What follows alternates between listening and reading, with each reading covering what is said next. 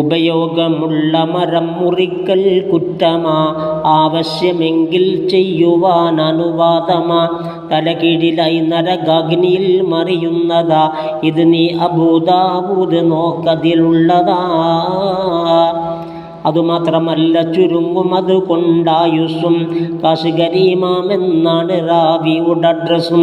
നബി കന്നി കായ്ച്ചൊരു കനിയെടുത്തിരു കണ്ണിലും, അതുമാത്രമല്ലതു വെച്ച് പിന്നിരു ചുണ്ടിലും.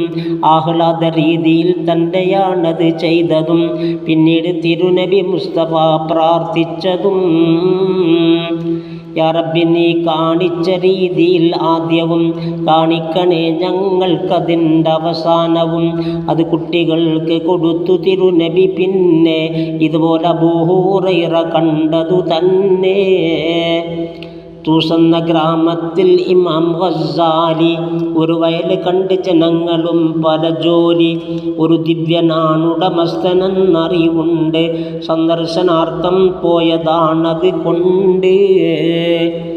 ഗോതമ്പതിൽ താൻ സ്വന്തമായി വിതക്കുന്നു, തൊഴിലാളികൾ മറ്റുള്ളതും നടത്തുന്നു. താൻ കണ്ട മാത്രയിൽ ജോലിയും നിർത്തുന്നതായി, ഉടൻ തന്നെ ഇമാമിന് സ്വാഗതം ചെയ്യുന്നതായി. അവരിരുവരിൽ സംഭാഷണം നടക്കുന്നതായി. തൊഴിലാളി വന്നിടയിൽ ഉടൻ പറയുന്നതായി, ഗോതമ്പ് വിതക്കാൻ ഇങ്ങുതാ മുതലാളി, മറ്റുള്ള പണി തീർന്നൊഴിവിലാ തൊഴിലാളി. പണി തീർന്നവർക്കെല്ലാം ഉടൻ പോകാമേ, വിതക്കുന്ന പണി ഞാൻ സ്വന്തമായി ചെയ്യാമേ. ഉടൻ തന്നെ ഇമാം ഗസ്സാലി ചോദിച്ചെന്താ, മറ്റുള്ളവർ ചെയ്യാതെ സ്വന്തം അന്താ.